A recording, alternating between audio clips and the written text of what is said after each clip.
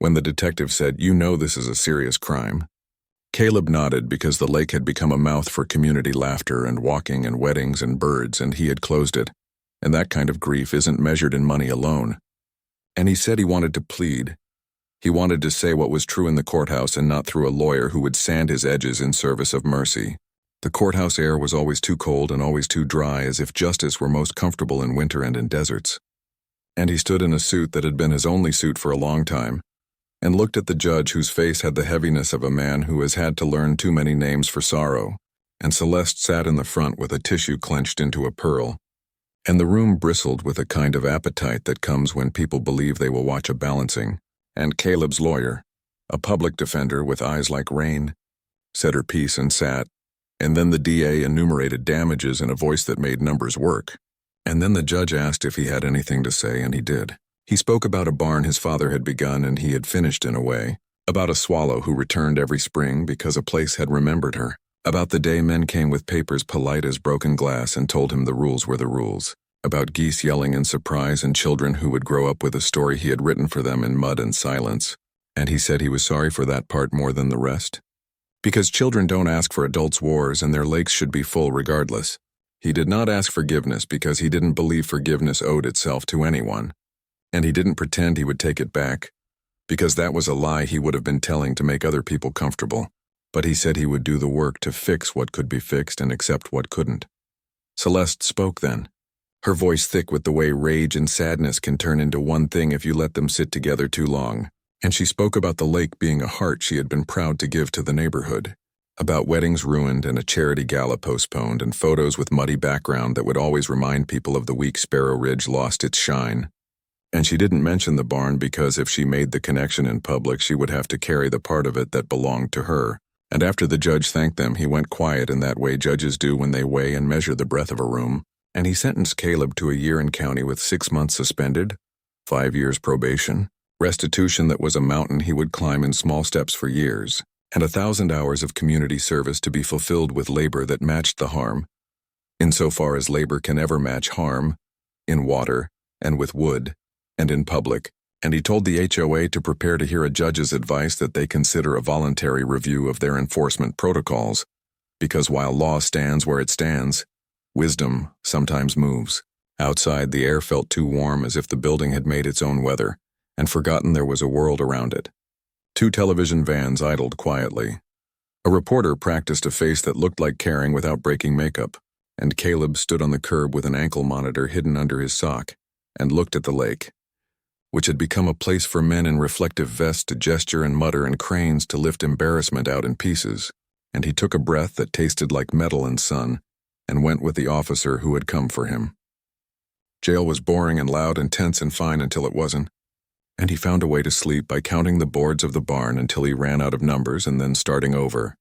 And when he was released to probation, the first thing he did was go to the maintenance yard under a supervisor's eye to stack lumber for a rebuild of the lake edge. Work that hurt his back and his pride in equal measure, but felt like a language he remembered. And on Saturdays, his community service was at a pond, outside the development where a group of volunteers refilled water tables and rebuilt habitats for frogs and birds, and where children ran in wide loops and tripped and shouted because life will find a small place to practice joy even when the larger place fails. And he found himself trying not to be seen by one set of eyes, but then one day he was seen anyway.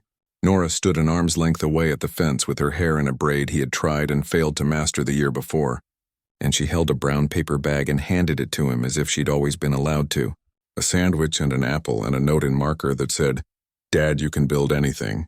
And he laughed in that broken way people laugh when they'd rather cry. And his ex-wife stood back with her arms crossed and nodded once at him. A nod that carried nothing but the fact that they were citizens of the same old love that had become a different country with a border, but not a barbed wire fence. The HOA's crown broke and was replaced by something more like a hat you put on because it's practical. A recall wave moved through the neighborhood and carried Celeste out of her chair, with a mix of anger and exhaustion at the way she had turned a set of rules into a blade. And a woman named June Thao, who had listened more than she had spoken in meetings for years and whose porch always had a glass of water on it for any dog and any child who needed one, became the new president, and her first email began with, "Neighbors," and ended with, "How can we do better together?" And the first month of her tenure was a reign of small mercies. Fewer fines, more conversations, a survey that asked what people loved most about living where they lived and then tried to protect those things first, and a committee to look at how heritage could be honored instead of erased. And in that committee, someone raised his hand and said, "The barn." June came to him careful because it's rude to ask a man still paying for a crime to give more. But she asked whether he would consider helping build a pavilion at the back of his lot. Not a barn because the rules were the rules still, but an open shelter, a place for swallows and violin practice and rainy afternoons with a book. And his hands found his pockets and his mouth found a yes before his fear could talk him out of it. Because sometimes the body knows what the heart can't yet explain. The day they raised the first posts, June brought coffee, and Mr. Ruiz brought a level, and the Delgados brought their teenage sons. And Nora carried screws in a little belt he had bought her. And the wood smelled like a chapel and the sky stayed open, and he marked the height on a post with a pencil, and watched her stand against it grinning. The world turned for a moment into the right size, and a pair of swallows circled and argued and then tucked themselves on a brace and began to decorate, careless and in order. And he felt an apology bubble up not to people but to birds and water and wood and then sit back down in him, because apologies to the world are delivered in deeds. The lake came back in halting beats, patches refilled and then drained again when a thing wasn't right. A crew with nets moved the remaining fish to a holding pond and then carried them home again, in sloshing tubs with childlike care. And the fountain returned without flourish one morning, while the sky was gray and indifferent, and it shot itself into the air as if all it had ever wanted was to reach a little higher while no one watched. And people came back to the path with caution and relief braided in their steps. And children ran again, and geese complained because geese will complain regardless, and that steadiness felt like grace. The HOA settled with him on the demolition costs in a way that wasn't public and wasn't proud. And though it didn't rebuild a barn, it took its foot off his neck. And because June believes in rituals done right, she put up a small sign on the pavilion post that said, "For the barn that stood here, for the hands that built it, for the lives it held." And people read it and stood quietly for a moment, because the world can be trained to respect not just the glossy new but also the worn true. Sometimes Celeste walked the path with her sunglasses on and her mouth tight, and people nodded to her without warmth, and she nodded back with a little jerk of the head. That said, she was thinking about leaving town, but wasn't done with whatever fight she was working through in her chest. Once she slowed her steps when she came to the pavilion on her loop and stood, and Caleb saw her because he was there tightening a brace, and their eyes touched like fingerprints, and then they both looked away. And he didn't call to her because not every cord needs to be tied again. But he didn't wish her ill, because wishing someone ill is a dog that returns to your door with something worse in its mouth. The day Detective Alvarez came by to check a box, they stood at the back fence and watched clouds elbow each other in the low sky, and talked about nothing until they were talking about all of it. And the detective told him a story about his mother's garden and a neighbor who had reported it as non-conforming, and how he had watched a woman who had lived in this country longer than half the people on the street cry as she pulled up cilantro by the... He had said yes to Sparrow Ridge because he wanted a quiet ending to a loud decade, a stretch of sky unbroken by billboards, a road that made a soft, dusty sigh beneath his tires when he came home, and the old barn at the back of the lot made something in him stand up straighter the first time he saw it. Weathered boards ribbed by sun and storm, a roofline that slouched like a man too tall for a room, swallow nests tucked into the eaves like paper moons. The realtor apologized for it as if it were a dog he should be embarrassed to own, and he told her with more emotion than the moment deserved that the barn was the reason, not the caution, because he had a father whose hands had taught him to measure years not with calendars, but with corners trued and beams heaved into place. And for a long time the barn was a steadying weight in a new life, a place where he stored the non-negotiable parts of himself. His father's workbench with the pencil marks still crisp, his daughter's bicycle with the tassels mostly gone, a coil of rope that still smelled like hay and smoke from the volunteer firehouse years, until the homeowners association decided its job was to make Sparrow Ridge look like a brochure no one could afford to live inside. Uniform and glossy and without a single splinter to snag a memory. Caleb Whitaker had moved after the divorce with a gentleness toward himself he hadn't known he could muster. Spring light climbing over the field behind his house like a promise. His little girl Nora padding barefoot through the barn's shadow while he swept, asking if swallows remember their nests, and he had answered as if he were certain, because certainty is one of the small gifts parents sometimes use to plaster the cracks. and he hung a hammock from 2 stout posts and let the evening cool his anger, until it didn't feel like a companion but like weather passing through. The HOA didn't mind the barn when the developer still needed it for the rustic charm and the glossy packet. But after the last house was sold and the ribbon cut at the lakeside clubhouse with its chandeliers that looked like glass rain, the board went hunting for ragged edges they could call progress. Letters in stiff fonts began to arrive addressed to occupant, as if names were negotiable. Bullet points about approved color palettes and the exact angle permissible for a basketball hoop. And then one addressed to him specifically. A notice that his agricultural outbuilding was non-compliant under the updated bylaws. An eyesore that eroded community property values and aesthetic cohesion, which he read under the yellow light of his kitchen with his hands stilled on the table. And Bandit, the old shepherd, shifting under his chair as if the dog could smell the sudden sourness in the room. Celeste Hardwick had the kind of polish that made people feel both seen and managed. A woman whose laughter in the clubhouse bar could turn a room toward her like plants twisting toward sun. She had moved to Sparrow Ridge halfway through the first phase with a husband who never seemed to be without a phone at his ear. Twin sons who skateboarded in violent, beautiful arcs around the cul-de-sac, and a certainty that what looks good is good. And as the newly minted HOA president, she sent an email with words like transparency and accountability and stewardship, which are all words that can mean tenderness or control depending on how they're held. And when Caleb went to the board meeting to explain that the barn had been there longer than the HOA and was more than agricultural outbuilding to him, Celeste smiled in that way of beautiful people who find other people's needs a bit unseemly, and said she admired history. But her job was to ensure consistency, that we all signed up for shared standards, that he could apply for a variance but shouldn't hold out hope. And her hand fluttered at the phrase as if hope were a dog that had jumped up on a white couch. He came home and took a tape measure into the barn and wrote down lengths and widths as if facts could defend a soul, took photographs of the swallow nest with his thumb held in the corner of the frame to show scale, and something like intimacy, and he sat with Nora in the grass and told her a story about a man who built a barn with his father. Their sweat mixing into the wood like a secret ingredient, and she said, "We could paint the doors, Dad? Make them the color of cherries so Miss Celeste likes it." And he smiled and couldn't answer because the only color he wanted to paint the barn was the color it already was, the sun-battered brown of survival. The variance hearing was a performance with a foregone conclusion. A lawyer in shirt sleeves under a navy jacket used words like abatement and nuisance and safety hazard, until what he was really saying was buried deep under the formal language of pre-decided, and neighbors he liked but didn't know well enough to ask for help. Spoke in careful sentences about community standards, about precedent, about slippery slopes that sounded more like a worry about weeds than about people, and he stood and spoke about his father carrying one end of a beam and him at the other, about the creak of wood when something fits, about how he'd replaced the rotten boards in the north wall himself and planned to do more, about Nora's chalk drawings on the concrete floor, about swallows and snow and a life that knew how to shelter and be sheltered.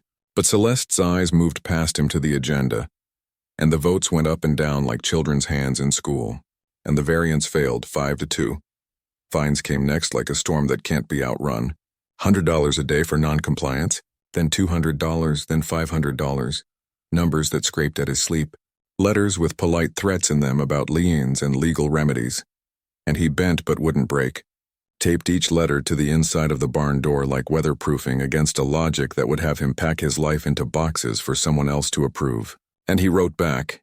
He wrote always thinking the world still ran on the old rules that said if you explain yourself to reasonable people, they will understand. And then a day came when the sheriff's deputy stood at his fence with a paper he had to serve. Court order granting the HOA the right to abate the nuisance themselves if Caleb did not comply by a certain date.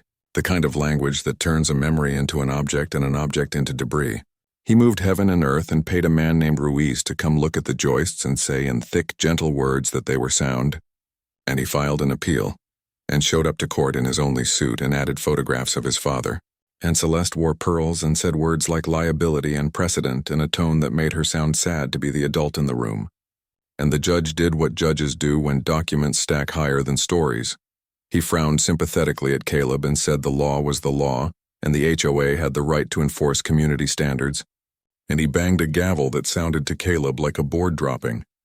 The morning the machines came, he woke before the sky. made coffee he couldn't drink, and carried out what he could like a man moving through a slow hurricane. The workbench, the bike, boxes of screws that chimed against themselves, a jar of bent nails he couldn't bear to toss because his father had never thrown a nail away, if it had any use left, a coil of rope still holding the shape of the hands that had wrapped it. He touched the post where Nora had marked her height with a pencil every spring, and told himself that pencil lines could be transferred to a new post. That memory could be transcribed like a recipe. But when the bulldozer rumbled through his fence and the foreman apologized without looking at him and asked him to stand clear, something in him went quiet in confusion, as if the scene had been rehearsed badly and everyone had missed his cue. He stood with Bandit and watched the blade take the corner of the barn, watched the roof buckle like a shoulder hit wrong, and heard the swallow nest hit the floor with a sound that didn't belong in the day, a soft final crumble. And he cried without hiding it because shame has no place at a death. And Nora was at school and he was grateful, and also not because she had wanted to say goodbye. And the goodbye had become something that didn't have words polite enough to contain it. The dust rose and coated everything with the color of the past, and the board that had his father's name carved into it accidentally with a chisel, because he'd been teaching Caleb letters while they worked, snapped clean through, and he had to sit down because the world tilted and he thought he might vomit or stand and tear the machines apart with his hands like a cartoon. And instead he did nothing because the law was in front of him in steel and diesel. And he had promised himself, after the divorce, to move toward better endings, not more fights. When it was done, he was left with a ragged rug of splinters and a mound of ruined wood, and an invoice from a contractor hired by the HOA for demolition and disposal, with a due date that sat on the line like a middle finger. And the next day a letter arrived on paper so smooth it felt like a lie to touch it, informing him that the HOA had mitigated a long-standing hazard, that they recognized the emotional difficulty of change and that he was expected to maintain the now open space with appropriate plantings within 30 days. The part of him that had believed in explaining things died with the barn.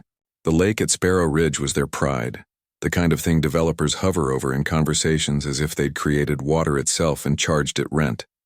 They called roots. And that even though law can't hold it, there is a weight to that kind of thing that walks around the rest of us until somebody picks it up. And Caleb thought about picking up and about putting down, about how a twist of a valve had felt like an answer, and had turned out to be more like a coyote call that draws everything in the night toward you. He paid and he worked and he slept enough to sometimes forget simply, and he told Nora the truth in the kind of words a kid can carry without falling over, that he had done a wrong thing out of hurt, and he was sorry and she was allowed to be mad and also to forgive him when she wanted, and that both were forms of love. And she said she was mad at the people who took the barn and she was mad at him, and also she loved them both. And he believed her because kids speak the kind of science adults call paradox and then pretend to forget. He did not become a hero in the neighborhood nor an outcast, which suited him. He became instead a man people waved to from driveways, a man who held a ladder while someone hung a string of lights, a man who sat on his pavilion's edge with a thermos and watched the world he lived in, not be a brochure but a place where people stood and argued gently and handed each other tools. When it rained hard, the pavilion sang with it, and he would close his eyes and imagine the barn as it had been and the lake as it had been and a life where one hurt could be repaired by the right wrench. And he would open them and see the world as it was and find that it was enough. He never said the words, "I drained their lake," like a victory, and he never took it back in the way people take things back without ever returning them. He carried it like a sack of seed over his shoulder, heavy and full of the possibility of either choking a field or feeding it, and he scattered it where he could without pretending to know exactly what would grow. On the day the swallows fledged new chicks from the brace above the table where Nora did her homework, he watched the young birds hover at the edge of the air and then let go because air is knowing enough to take you if you give it half a chance. And he breathed and went back to sanding the post where his pencil mark for Nora's height had just been surpassed. And for a moment, the world in his hands and the world outside his fence were the same size. When he walked the path months later in late light and came to the place where the lake had once been a wound and now was water again, narrow at the edges where grasses flexed, full in the middle, where the fountain looked less like a performance and more like breath, he stopped and took off his hat and thought about what people do to one another, and what they do for one another, and how often the first becomes the second if you don't. Let your worst day write someone else's last chapter. And then he put his hat back on because sun on a balding head is a fact that doesn't yield to poetry, and he walked. And when he passed June sitting on a bench with a clipboard, she raised it like a toast and he lifted his hand, and they both smiled the way you do when you survived something and then chose not to become it again. The barn's ghost lived in the pavilion and in the way Nora said, "Remember when we," with a voice that doesn't crack the way grown-ups do when they remember, and in the oil on his hands when he tuned a neighbor's lawnmower for the price of a slice of pie, and on a night months later when thunder rolled lazy, and the fountain kept time and Bandit slept on his foot, and a car door clicked down the street and the world didn't need him to hold it together. He closed his eyes and saw the metal of the wheel under his palm and the way it had moved, and he felt again the sudden quiet obedience of water, and he whispered into the room where no one could be hurt by the sound, "I'm sorry and thank you," and both fit in his mouth at once. And when he slept there was a field in his dream, and a barn in it and a lake beyond shining the way water does when it isn't trying to impress anyone, and morning arrived with its habit of forgiveness whether you deserve it or not.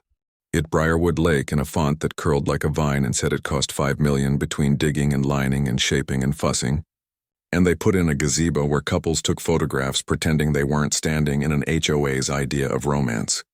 And they ringed it with a path that glittered with crushed shells and with benches with little plaques honoring donors who had contributed to the Amenity Enhancement Fund, donors like Celeste and her husband whose plaque read for community joy as if the lake belonged to joy, alone and not to the quiet of a fisherman at dawn or the goose who refused to move for anything less than a running child. Caleb had walked that path sometimes because he didn't want to be the man who turned his back on every light in the neighborhood when he lost his own. And he would stand at the rail and watch the fountain throw itself into the air, in a choreography designed to look like effortlessness, and he would feel a thickness behind his ribs because beauty is cruel when it's paid for by the destruction of something honest, and he would imagine the lake empty, the way he imagined his kitchen table empty after the divorce, and he would turn away because revenge at a distance looks like a movie you could turn off. He knew water because a long time ago he had known it as a firefighter, and as a kid on an irrigation crew, had understood the way it waits and the way it goes once you open its hand, had understood the pressure of it without knowing the math, had heard it in pipes like someone humming behind a wall. And he knew, as anyone could with eyes and patience, that the lake breathed through a house near the maintenance yard where the pumps lived, and he never walked too close to it because he already knew too much about himself to stand near a thing once he'd imagined touching it. But when the machines took the barn, something in him that had always preferred to knock gently and wait for an answer stood up and decided it was done waiting, and the idea that had been a bird flitting in and out of his mind landed finally and stared at him until he blinked. He didn't plan like a movie villain, didn't pin maps to a wall or draw diagrams on a napkin like men in bars do when they're lying to themselves about being precise. He just lived for a while with the knowledge that if he did what he was imagining, his life would break open in ways he couldn't control, and then on a night when laughter from the clubhouse traveled across the water like the sound had a mission, when the lights on the gazebo made a crown on the lake and the fountain threw diamonds, he stood not far from the pumps with his hands in his jacket and listened to his father's voice the way you do when you're exhausted past sense. You can turn a thing back on, son, but you can't unbreak it, and he whispered, "I know. Dad, I know." And the air felt like it tasted of pennies and rain, and he found himself inside the little building with the whirring machines and the metal smell that takes over old coins and hospital elevators, found himself staring at the squared shoulders of a valve wheel the color of old brass, found himself holding the thought that there are moments when what you do is who you are. Later people would ask him why he did it, as if they could put the answer in a bowl and take it to the HOA to see if it fit the bylaws. And he would always begin and end with the barn and all the names for love that structure had stood in for, because it's easier to speak about wood than about a heart. And then he would say that sometimes grief needs to make a sound loud enough to be heard.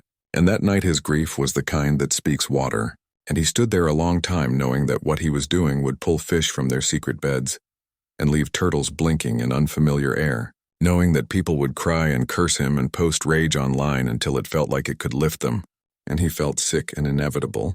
And then he put his hand on the wheel, and the temptation to turn and run fought with a kind of calm that felt like a dare, and he thought of Nora asleep in her bed with a bandage on her knee and a smudge of black marker on her palm, and he turned the metal, not a crank that demanded muscle and measured turns, just a twist, almost nothing.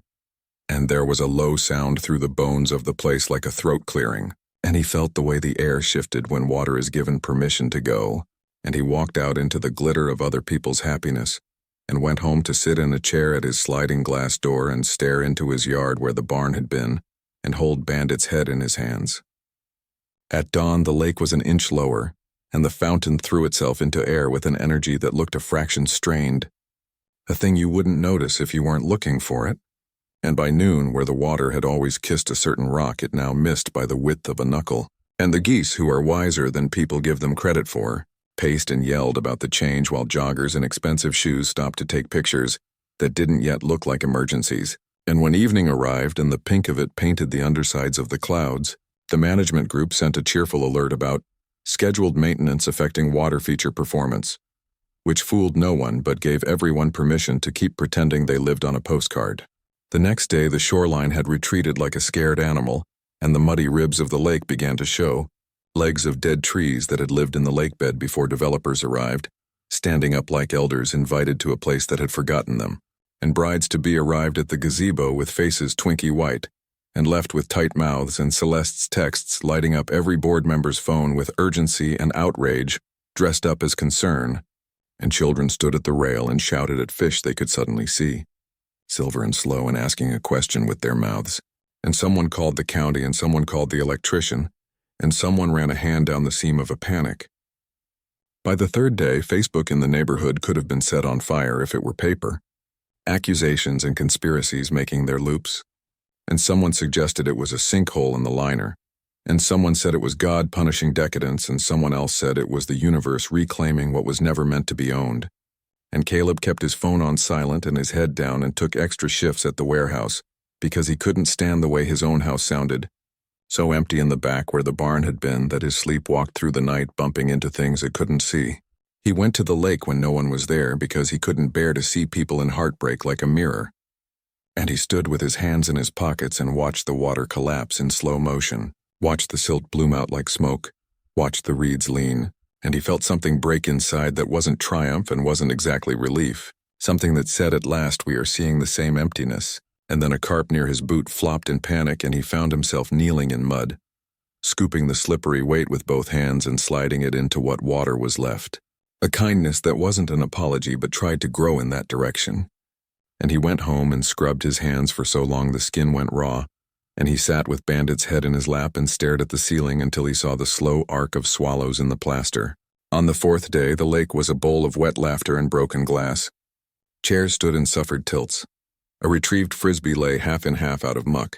A goose stalked through the middle of what used to be deep water, with an expression that could only be called appraisal, and trucks marked with logos arrived in a hurry at the pump house while Celeste, wearing a baseball cap that made her look strangely human, pointed and gestured and frowned and barked orders nobody could follow because water had studied leaving, long before humans learned how to pretend they were in charge of it. Sheriff's cars started to show up like punctuation marks at the end of long, angry sentences. And two detectives asked questions with soft edges that tried to say, "We are not your enemy unless we have to be."